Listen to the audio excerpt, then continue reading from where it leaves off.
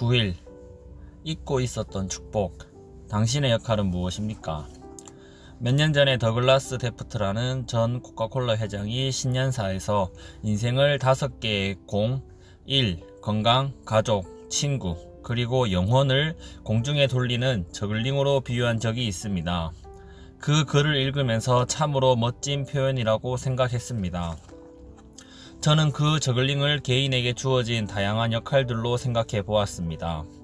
자녀로서의 자신, 남편 혹은 부인으로서의 자신, 아버지 혹은 어머니로서의 자신, 직업인으로서의 자신, 교회의 직분을 맡은 자로서의 자신, 친구와 지인으로서의 자신 등. 당신은 이 역할들을 어떻게 사용하고 누리고 계십니까? 그러고 보니 감사거리는 우리에게 주어진 자연환경이나 재물, 능력, 환경뿐 아니라 맡겨진 역할도 포함된다는 새로운 깨달음을 얻게 됩니다. 나에게 주어진 역할이 감사의 제목이자 달란트인 것입니다. 인생의 목적을 안다는 것은 거창한 일이 아닙니다. 하나님이 허락하신 사명이 추상적이고 비현실적인 것이 아니라는 뜻입니다. 그것을 좀 더 구체적으로 해석해보면 바로 이 땅에서 주어진 자신의 역할의 의미를 아는 것이라고 생각합니다. 한번 상상해볼까요? 2개의 의자를 준비해 보십시오. 그리고 하나의 의자에 앉아 하나님의 역할을 해보고 옆에 빈 의자에 자기 자신이 앉아 있다고 가정해 보십시오. 누구누구야, 너에게 내가 아내와 아들, 딸을 준 이유가 뭐겠니?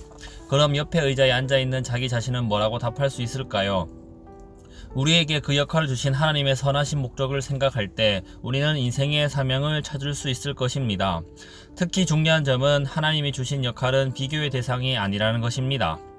미국의 백화점 왕으로 유명한 존 워너메이커는 대통령으로부터 최신부 장관직을 의뢰받았지만 처음엔 거절한 일화로 유명합니다. 그 이유는 주일 성수와 자신이 맡은 주일학교 교사 직분에 지장을 받게 될까 봐서였습니다. 장과직은 몇 년 후면 임기가 끝나는 부업이지만 교회학교 교사는 내가 평생 동안 해야 할 본업이다. 그의 깊은 뜻을 알지 못했던 사람들은 모두가 다 추구하는 명예를 저버리고 주일학교 교사 직분을 고수했던 워너메이커를 어리석은 사람으로 치부했습니다. 그러나 벤자민 해리슨 대통령은 그의 깊은 뜻을 받아들였고 결국 그는 주일학교 교사직에 지장을 받지 않고 주일 성수를 보장받는 조건으로 최신부 장관직을 수락할 수 있었습니다. 물론 그가 최신부 장관 일을 훌륭히 감당한 것은 두말할 나위가 없습니다. 감사의 눈으로 자신의 인생을 해석하는 사람은 하나님의 관점에서 삶을 바라보면서 의미를 찾기 때문에 주어진 역할에 감사하며 집중합니다. 그러나 감사의 눈으로 볼 줄 모르는 사람은 왜 나한테는 이런 것밖에 없는지를 탓하며 혹은 다른 사람의 것과 비교하며 자신이 받은 역할, 즉 달란트를 땅에 묻어버리는 사람입니다. 대학에서 경영학을 전공한 두 친구가 졸업 후 나란히 백화점에 입사하게 되었습니다. 그들은 당연히 관리부서에 배치될 줄 알았습니다. 그런데 그들에게 맡겨진 보직은 사무직이 아니라 엘리베이터 안내직이었습니다. 한 친구는 그만 크게 낙심하고는 내가 이런 일을 하려고 공부를 한 건 아니다며 회사를 나갔습니다. 다른 친구는 이곳에서 일하면 고객들의 심리를 파악할 수 있으니 감사하다고 생각하며 열심히 일했습니다. 얼마 후 엘리베이터 안내를 열심히 한 친구는 높은 보직까지 올라 결국 최고 경영자가 되었습니다. 그가 바로 현재도 미국 내 매출 2, 3위를 다투는 대형 백화점 체인인 JC페니의 창시자 페니입니다. 그의 감사는 인생의 방향을 바꾸었습니다. 페니는 감사의 창으로 자신에게 허락된 역할, 달란트를 해석할 줄 아는 사람이었습니다. 이런 사람만이 열매를 맺고 세상을 변화시킵니다. 나아가 하나님께서는 또 다른 달란트를 선물로 주십니다. 착하고 충성된 종이라고 인정을 받으며 하나님의 즐거움에 참여하게 됩니다. 우리는 그간 우리에게 주어진 역할, 즉 달란트에 얼마나 감사하며 살았습니까? 감사하는 마음이 우러나오지 않으며 절대 돈을 벌 수 없습니다. 감사나눔 신문에 소개되어 화제가 된 김밥집 사장 안상선 씨는 감사하는 마음이 없으면 절대 돈을 벌 수 없다는 확신을 가지고 감사를 삶 속에서 하나하나 적용하면 사는 것으로 유명합니다. 그 결과 처음에는 1,000원짜리 김밥을 파는 가게로 시작했다가 현재 김밥 및 커피 직영점 15군데를 운영, 종사하는 직원이 200명이 넘어 중소기업을 이룰 정도가 되었습니다.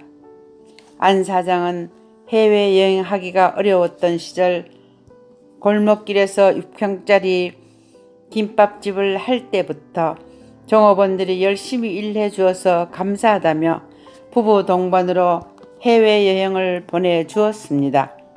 손님들을 대할 때도 손님들은 눈이 뒤에 붙어 있어서 가식으로 대하면 금방 다 안다면서 가슴속으로 우러나오는 감사함으로 손님을 대했습니다. 그 결과 아무리 수학적으로 따져보아도 손바닥 가게에서는 나올 수 없는 매출이 나오게 되었습니다. 뭐 특별한 공식이 있는 것이 아닙니다. 다들 아는 이야기일 뿐입니다. 다만 다른 점이 있다면 남들은 알고도 안 했고 저는 아는 것을 한 것뿐입니다. 돈 버는 비결은 머리도 아니고 성실도 아닙니다. 그렇다면 노하우도 아닙니다. 바로 감사하는 마음입니다. 감사하는 마음이 우러나오지 않으면 절대 돈을 벌 수 없습니다. 저는 감사하는 마음을 현장에서 곧바로 실천했을 뿐입니다. IMF 시절에는 특히 많았고 지금도 여전합니다만 1,000원짜리 김밥 한 줄을 먹고 가는 손님들이 있습니다. 사실 1,000원짜리 김밥 한 줄을 팔면 얼마 남고를 떠나서 설거지 접시가 7가지가 나옵니다. 사람은 다 비슷비슷합니다.